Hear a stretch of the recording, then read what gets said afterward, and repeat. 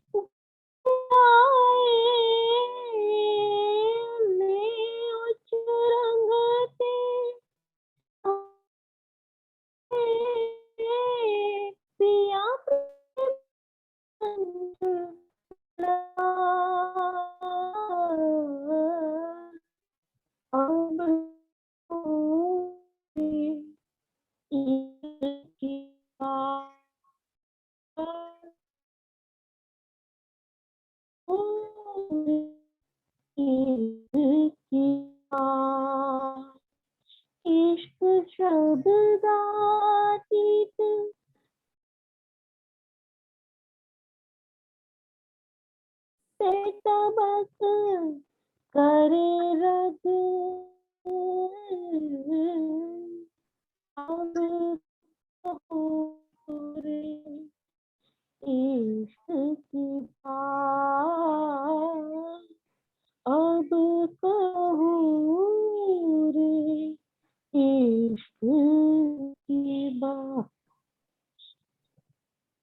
बोलो श्री प्राणनाथ के प्यारे की जय। बोलो श्री सतगुरु महाराज की जय। प्रणाम जी। प्रणाम जी अंशु, धन्यवाद, बहुत अच्छा गाया। लेकिन आज जो है कल हो गया। प्रथम लागू दो चरण को, धनिये न छुड़ाइयो खीन।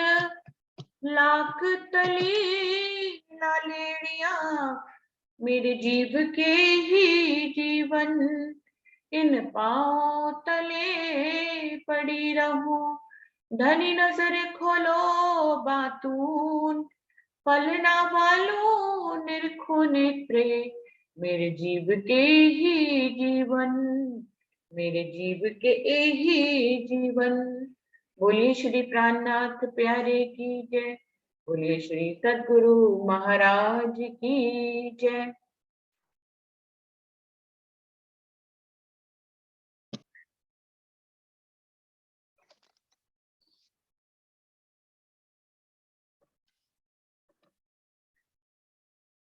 मार्फत सागर वाणी का ये 12 प्रकरण जो है पूरे हो चुके हैं। अभी 13वें प्रकरण पे आगे बढ़ रहे हैं, जो है झंडा हकीकी खड़ा हुआ हिंद में। क्या कह रहे हैं इंद्रावती जी? जाए इलम पहुंचा हक्का, ताए हुई हक हिदायत। सो आया फिर के नाजी में ने खड़ा झंडा दीन हकीकी जित।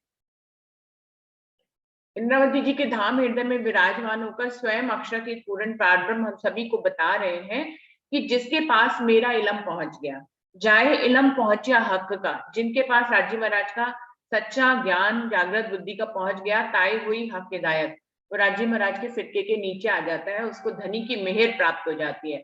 तो आया फिरके नाजी में ने झंडा दीन हकीकी जिद। नाजी फिरके में वो आ जाता है, वो पन्ना जी के निजानंद संप्रदाय में आ जाता है, क्योंकि यहीं पर हकीकत का झंडा जो है, दीन हकीकत का झंडा यहाँ पर खड़ा हो गया है, जो कि मक्का और मदीना से सारी शफकत बरकत क्योंकि पन्ना जी में आ गई है। लिखी कुरान में हकीकत होसी खोले एक दिन, जब उग्यासूर मार्फत का आपसी देख सवो आकीन। कुरान में इस तरह की हकीकत पहले से ही लिखी हुई है। होसी खोले एक दिन, कि जब जागृत बुद्धि का ज्ञान जो है सब कुछ परम धाम के रहस्यों को खोल देगा, तो एक दिन हो जाएगा, यानी कि सब उस ज्ञान को समझकर उसके झंडे के नीचे आ जाएंगे। जब उग्या सूर मार्फत का आपसी देख सको आखिर, या मार्फत का सूर्य ही उदय हो जाएगा, तो उसको देखकर परम धाम पे सबको यकीन आ जाएगा, अक्षरातीत पूर्ण पारब्रह्म पे यकीन आ जाएगा।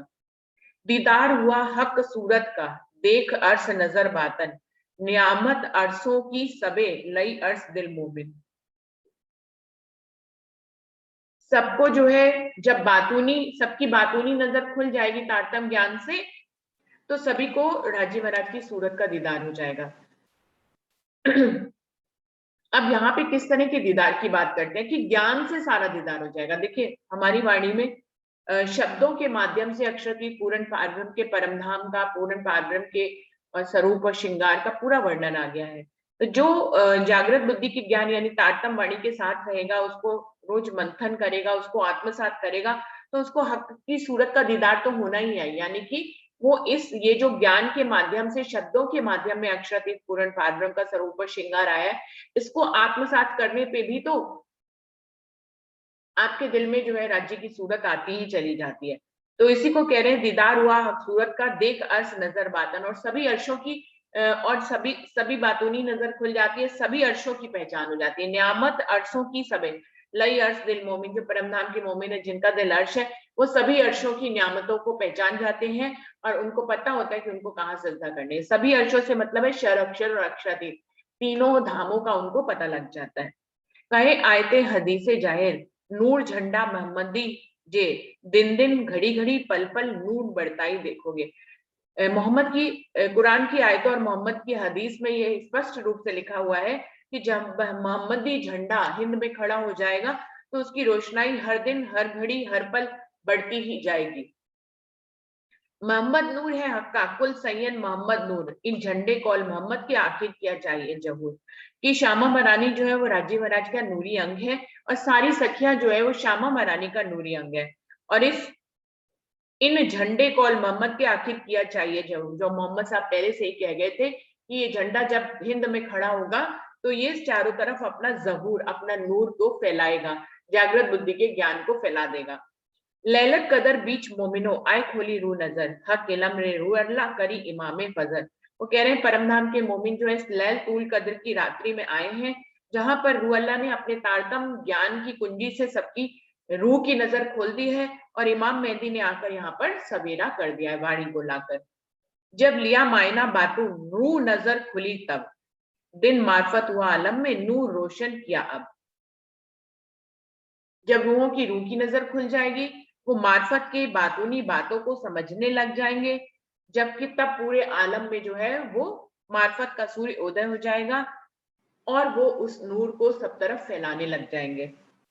तब सबों ने देखिया जो कहूं हक बिलसात, हक खिलवत जाहिर हुई अर्श बका हक जात। जब मोमिन और श्यामा मरानी परम धाम के नूर को, परम धाम के ज्ञान को, मार्फत के सूर्य को जो है सब तरफ फैलाने लग जाएंगे, तब सभी जो है परम धाम की नियामतों को अपने आप ही देखने लग जाएंगे। परम धाम की नियामतें जो है यहाँ पर मुमिनों के दिलों पर उतरी हैं, तारतम वाणी में उतरी है, और फिर जब सब जगह ये तारतम वाणी पहुंचेगी तो पूरे ब्रह्मांड में परम धाम की नियामतें जाहिर हो जाएंगी। हक खिलवा जाहिर और परमधाम मूल मिलावा भी जाहिर हो जाएगा। अर्श बका हकजात, परमधाम की रूहें, राजी महाराज, सब कुछ जो है इस पूरे ब्रह्मांड में जाहिर होने लग जाएंगे।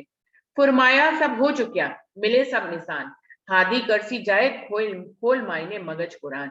वो कह रहे हैं जो कुछ मोहम्मद साहब ने फरमाया था वो सब हो रहा है, होता जा रहा है, सारे निशान कयामत के जाहिर हो गए हैं। श्यामा मरानी हादी जो है सब बातों को खोल खोल कर अपने दूसरे तन में बता रही हैं, कुरान के मायनों को भी खोल रहे हैं। झंडा नूर का मोहम्मदी ताए कबू ना होए नुकसान, जेते दिन जित फुरमाया रहा तेते दिन तेमान। कह रहे हैं कि तारतम ज्ञान का जो नूरी झंडा है, जो मोहम्मद का झंडा जिसको कहते हैं, उसको कभी भी नुकसान नहीं हो सकता, वो कभी भी झुक नहीं सकता। वो जहां पर भी जितने दिन अक्षरतीत ने फरमाया है कि ये इतने दिन यहाँ पर खड़ा रहेगा, वो उतने दिन वहां पर खड़ा ही रहेगा। पर जहां ये झंडा खड़ा रहेगा वहां पर ईमान रहेगा, और जहां से ये झंडा चला जाएगा वहां से ईमान भी उठ जाएगा। और ठौर हुक्मे खड़ा किया सो जाए लग गया नूर आसमान, जो एक ठौर कदी ना देखिए तो और ठौर विलंद हुआ चांद। इंद्रावती जी हमें ये संदेश दे रही है कि वहां से बरकत शफकत तो उठ गई, वहां से झंडा नूरी उठ गया, लेकिन ये हुक्म से पन्ना जी में हिंद की जमीन पे खड़ा हो गया और वहां पर इसकी रोशनी आसमान तक पहुंच गई, क्योंकि तारतम वाणी के मार्फत सागर, खिलवत सागर, सिंगार सभी उतर गए, तो इसकी रोशनी जो है वो आसमान तक पहुंच गई। हमें ये संदेश दे रही है कि यदि ये झंडा कहीं एक जगह आपको दिखाई ना दे तो ये मत समझना कि झंडा कहीं खो गया है। ये झंडा कहीं एक जगह अगर आपको नहीं दिखाई दे रहा है तो निश्चित रूप से ये कहीं और जरूर खड़ा हुआ है। तो इस झंडे को की रोशनी हमेशा बढ़ती ही जाएगी। लिखा जाहिर हदीस में नूर झंडा निशान, सो हदीस देखे सेती करसी दिल पहचान। कह रहे हैं मोहम्मद की हदीस में बिल्कुल स्पष्ट जाहिर रूप से लिखा हुआ है कि नूर झंडे का ये एक खास निशान है कि वो हिंद में चला जाएगा जबकि कयामत आएगी। तो इस झंडे को के निशान को हमें अच्छी तरह से समझना चाहिए। जो हदीसों को दिल दे के समझेगा उसको सारी पहचान हो जाएगी। अव्वल झंडा कया सरियत जाके तली दुनी पाक होए, जो रहे तले फुरमाए के ताकि सिफत करे सब कोई। कह रहे हैं सबसे पहले शरीयत का झंडा खड़ा किया गया, बरारब की जमीन पर मोहम्मद साहब लेकर आए और उस झंडे के नीचे सब लोग आकर शरीयत की राह पे चलकर उन्होंने खुद को पाक साफ किया।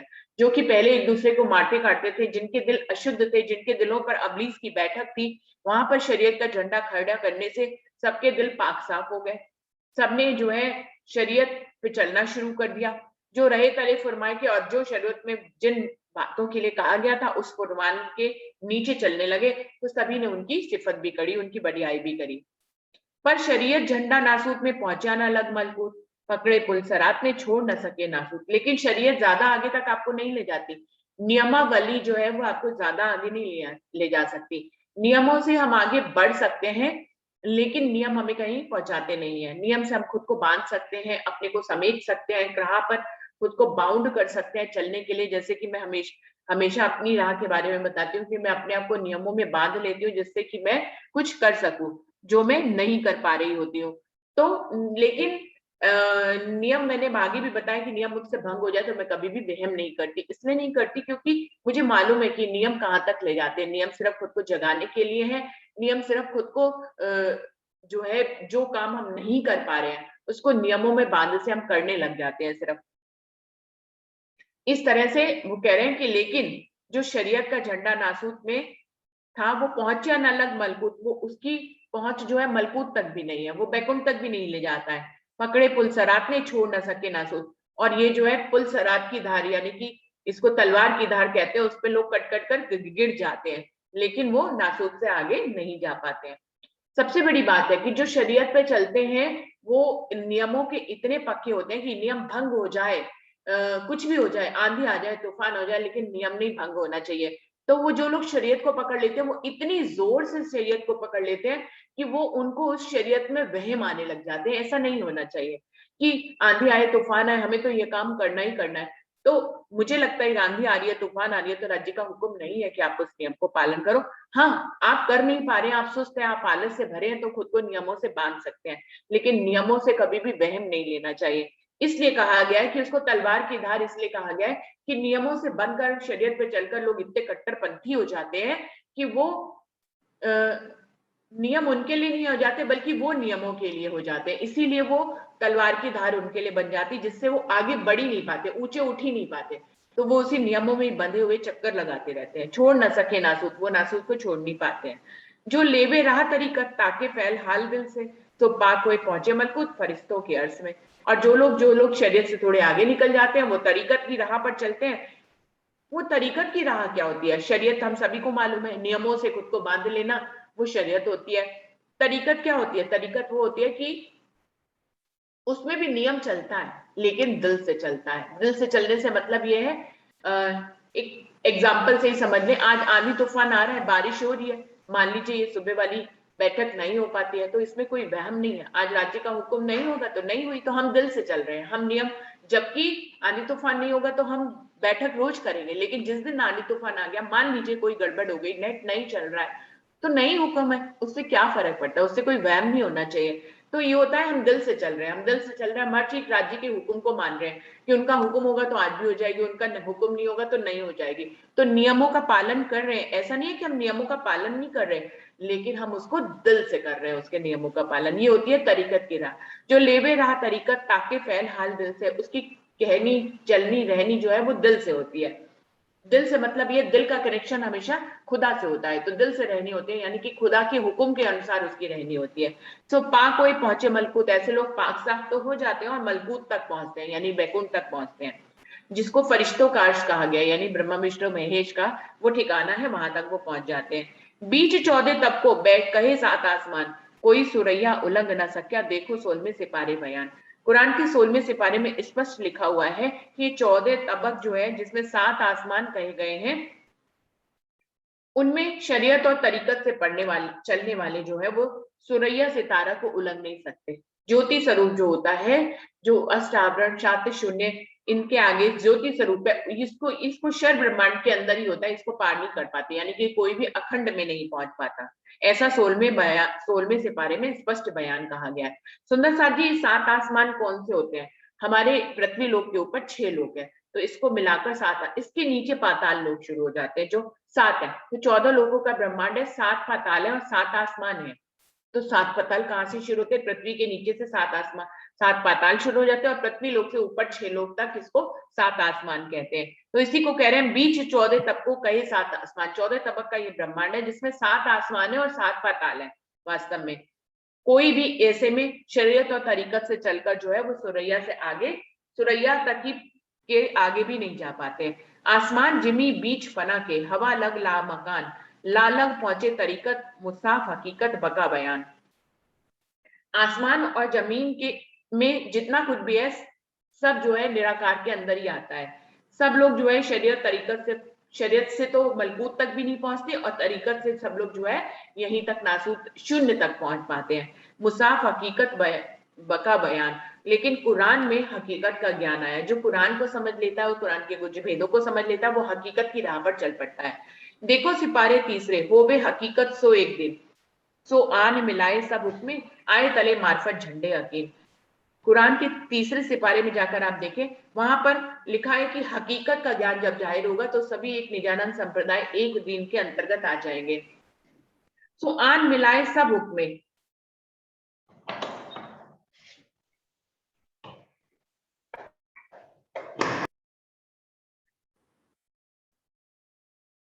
सब एक दिन निजानंद संप्रदाय में आ जाएंगे, सबको राजी महाराज का हुक्म मिला देगा। आए तले मार्फत झंडे यकीन, और वो मार्फत के झंडे के नीचे आ जाएंगे, हकीकी झंडे के तले आ जाएंगे, और सबको अक्षर पूर्ण पारब्रह्म पर यकीन आ जाएगा। जब कोई हकीकत के ज्ञान पे चलता है तो वो नासूद को पार करता है या अखंड तक पहुंचता है, और तब वो अक्षर और अक्षरातीत पर यकीन करता है। फुरमाया शरीयत तरीकत क्या रात बीच अमल, ना पहुंचे बका दिन को बिना हकीकत अर्स अमल। वो कह रहे हैं शरीयत और तरीकत की राह पर चलते हैं लोग, और लेकिन वो अखंड तक नहीं पहुंच पाते, ना पहुंचे बका दिन को, वो अखंड तक नहीं जा पाते, वो निराकार तक ही रह जाते बिना हकीकत अर्श असल। जब तक हकीकत की राह ना ली जाए तब तक परम धाम तक नहीं पहुंचा जा सकता है। मायने हकीकत मुसाफ के पावे हक के इलम, सो पहुंचे जबरूत में होए सुध हक हुक्म। वो कह रहे हैं मुसाफ के मायनों को जो अच्छी तरह से समझ लेता है और हकीकत की राह पर चलने लग जाता है, उसको एक तरह से हक का इलम मिल जाता है, क्योंकि कुरान भी कौन है, हक का ही इलम है। सो पहुंचे जबरूत में, वो अक्षरधाम तक पहुंच जाता है। वो सुध हक हुक्म, उसको अक्षरातीत पूर्ण पारब्रह्म के हुक्म की पहचान हो जाती है, और उनके हुक्म से वो जबरूत तक पहुंच जाता है, यानी अक्षरधाम तक पहुंच जाता है। गिरो फरिश्ते नजीकी बका नूर मकान, उतरे मलाया कितसे सो पहुंच सी कर पहचान। यहाँ तक कौन पहुंचता है, ईश्वर सृष्टि पहुंचती है। गिरो फरिश्ते नजदीकी, वो फरिश्ते जो हमारे नजदीकी हैं यानी अक्षरधाम के हैं, वो कौन है, ईश्वर सृष्टि है। बका नूर मकान, जिनका मकान जो है अक्षरधाम है, वो भी इस खेल में उतरे हैं, वो ईश्वर सृष्टि भी इस खेल में उतरी है। सो पहुंच सी कर पहचान, और वो हकीकत की राह को अपनाकर अक्षरधाम तक पहुंच जाते हैं। जब हक इल्म में मार्फत खुली तब देखा बका अर्श सूर, सो सूर हुआ से सबन के बरसिया बका हक नूर। जब राज्य महाराज के मार्फत का ज्ञान खुल जाता है, तब क्या होता है, तब सब लोग अखंड परमधाम का सूर्य उदय हो जाता है, और सबके सिर पे वही सूर्य जागृत बुद्धि का ज्ञान जो है मेहर के रूप में सबके पास आ जाता है, और बरसिया बाका हकनूर, और इस ज्ञान के माध्यम से अखंड परमधाम और राज्य महाराज जो है दुनिया में जाहिर हो जाते हैं। खासल खास सरसजीम हक सूरत नूर जमाल, हक इत्हादी रूहें खिलवत है वाहिदत जात कमाल। तब सब कुछ उस तारतम ज्ञान से जाहिर हो जाता है। क्या जाहिर हो जाता है, परम नाम की खासल खास रूहें जो कि इस खेल को देखने के लिए आई हैं, उनकी बुजुर्गी जाहिर हो जाती है। राज्य महाराज की सूरत नूर जमाल की सूरत जाहिर हो जाती है। राजी श्यामा जी और रूहें जिस खिलवत खाने में रहती हैं वो जाहिर हो जाती है। राजी श्यामा जी और रूहों के बीच में जिस वाहिदत रूप का रिश्ता है, वो रिश्ता यहाँ पर जाहिर हो जाता है। तो ये सारी बातें जो है मार्फत का सूर्य उदय होने पर सब कुछ इस दुनिया में जाहिर हो जाता है। इन विद झंडा खड़ा किया हादी मोमिनो इत आए, औलिये अंबिये पैगंबर गोस कुतुब मिले सब धाए। वो कह रहे इस प्रकार तारतम ज्ञान का हकीकी झंडा जो है वो पन्ना जी में खड़ा हो गया है, जहां पर राजी श्यामा जी और रूहें जो है इसको पूरी दुनिया में इसकी रोशनी को फैला रहे हैं। आज चाहे कितने भी बड़े औलिये हों, अंबिये हों, पैगंबर हों, चाहे वो गोस हो, कुतुब हो, सब इस झंडे के नीचे धीरे धीरे आते जा रहे हैं। देखिए, एक जो है अखंड होने की लीला वो 7वें दिन में होनी है, लेकिन ये जो बात चल रही है ये छठे दिन की चल रही है। 5वें और छठे दिन की लीला का वर्णन किया जा रहा है। 5वें दिन में भी बीता साहब में सभी बयान है कि किस प्रकार बड़े बड़े औलिये अंबिये जो है शिवजी साहिब जी के चरणों में आए, उन्होंने उनको स्वीकार किया। हरिद्वार का प्रसंग है जहां सबने स्वीकार किया। ये अलग बात है कि अभी क्योंकि 7वां दिन आने में अभी देरी थी और छठे दिन को लंबा होना था, तो सारी दुनिया उनको जानकर पहचान कर भी भूल गई। लेकिन वहां पर हरिद्वार के प्रसंग में हम सभी को मालूम है कि सबने शिवजी साहिब जी को आखरुल ज़मा इमाम मेहदी माना। और फिर पन्ना जी में भी चाहे महोबा के काजी से शास्त्रार्थ हुआ हो या सुंदर बल्लभ बद्री से भागवत के रूप में शास्त्रार्थ हुआ, वहां पर भी उन सभी ने माना कि अक्षरतीर्थ पूर्ण पारब्रह्म आखरुल ज़मा इमाम मेहदी इस दुनिया में आए हुए हैं। तो यही बात कह रहे हैं कि सभी इस झंडे के नीचे आ रहे हैं। आ रहे हैं मतलब अब अगर हम देखें जाहिरी नजर से तो सब स्वीकार तो कर रहे हैं लेकिन आ नहीं रहे हैं। लेकिन स्वीकार करना भी आना है, क्योंकि उससे पहले तो किसी कोई ये बात स्वीकार भी सब इंतजार में ही खड़े हुए थे कि कब आखिर जमा इमाम या बुद्ध निष्कलंक अवतार आएंगे। आज सब पता तो लग रहा है कि वो आए हुए हैं और उनको वो सामने स्वीकार भी कर रहे हैं, लेकिन माया में सभी लिप्त है। माया में लिप्त होने से मतलब है उनको जान रहे हैं, उनका दिल पहचान रहा है, लेकिन अपनी शरीयत को वो छोड़ नहीं पाते हैं, माया में ही चलते रहते हैं, जानकर पहचान कर भी जो है स्वीकार कर कर भी थोड़े से दूरी बनाए हुए हैं। जब असराफील दूसरा पहला सुर फूकेगा तो सब अपने आप ही इस झंडे के नीचे आ जाएंगे। आगू जिन बंदगी करी इत सोई जमाना बुजरक, सो देखो इत कदमों कोई पीछा रहे न माए खलक। लेकिन कुछ लोग जो शिकारी कर लेते हैं, पीतक सामने कितने वर्णन आते हैं कि अब्बल खान, महीन खान सब जो है शिवजी साहिब जी के चरणों में आ गए। तो कह रहे हैं आगू जिन बंदगी करी है सोई जमाना गुजर। ये जब दुनिया जब से बनती आई है तब से जो है बहुत से ऐसे लोग हैं जिन्होंने बंदगियां करी है, तपस्या करी है, इमाम मेहदी जमाना मांगा है, जिन्होंने बुद्ध निष्कलंक अवतार जमाने तब हमें भी जो है उस समय तन मिले, ऐसा बहुत लोगों ने तपस्या कर करके मांगा है। तो वही जो जमाना मांगा था, इंद्रावती जी कह रही वही जमाना आ गया है, जिसका इंतजार जो है पूरी दुनिया जो है तपस्या कर करके अपने आप को कितना अ, अ, वो आगे तक पहुंचा कर उस जमाने को मांग रहे थे, वो जमाना अब आ गया है। सो देखो हक इत हक कदमों कोई पीछा रहे ना माए खलक। तब अब ये देखो सभी अक्षरातीत पूर्ण पारब्रह्म के चरणों में आ रहे हैं, कोई भी दुनिया में पीछे नहीं रहेगा। ये वो वक्त आ गया है कि सभी उनके झंडे के नीचे आ ही जाएंगे। अब दुनिया पीछे क्यों रही, जब हुई हक कजाए हुआ सब पर हुक्म महमदी, सो सब लेसी सिर चढ़ाए। वो कह रहे हैं अब दुनिया पीछे नहीं रहेगी, सब जब सबका न्याय जो है स्वयं अक्षरातीत पूर्ण पारब्रह्म न्यायाधीश बनकर करने लग जाएंगे, तो उन्हीं का ही हुक्म सबके ऊपर चलेगा और सब उनके हुक्म को सिर पे भी धारण करेंगे और सभी का न्याय हो जाएगा, सब अखंड हो जाएंगे। उठी कही जेती न्यामते सो आई बीच हिंदुस्तान, सो जो झंडा मोहम्मदी नूर का नूर रोशन ईमान।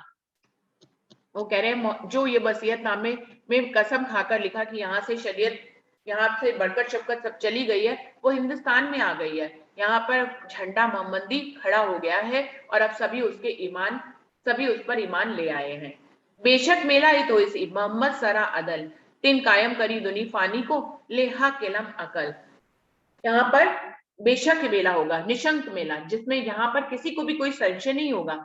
ये मोहम्मद की का सरा अदल, मोहम्मद सरा अदल मतलब श्यामा मरानी इमाम मेहदी का की शरीयत का, उनके अमल का ये समय आ गया है।